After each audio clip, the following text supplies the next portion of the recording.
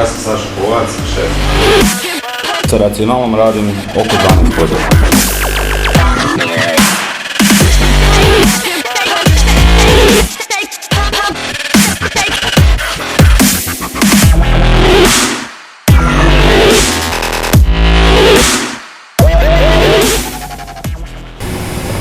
Stavit ćemo kuhati mrkvu i mrkvu suvi.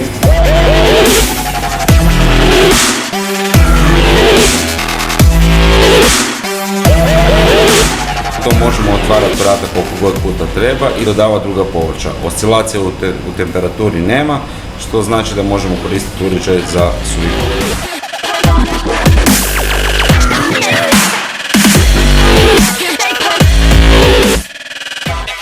Kod osnovnih uređaja možete koristiti eventualno 50% njegovih mogućnosti, to jest eventualno svaki drugi nivo.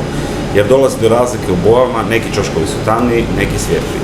Dok kod nas možete bez problema pripremati na svakom nivou, bez razlike u bojama.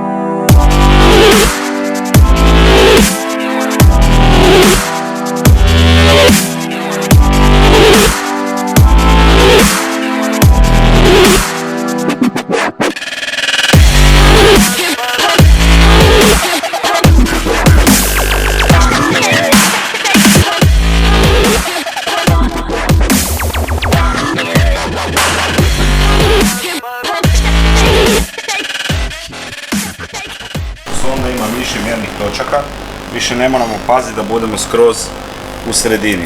Možemo proći skroz na drugu stranu, dotaknuti pleh, ona će opet naći najhladniju točku za mjerenje temperature. Neka slobodna je procjena da uređaj ako se koristi sa 50 i više posto njegovih kapaciteta unutar godine dana morao bi se sam isplatiti na uglju, struju i vodu.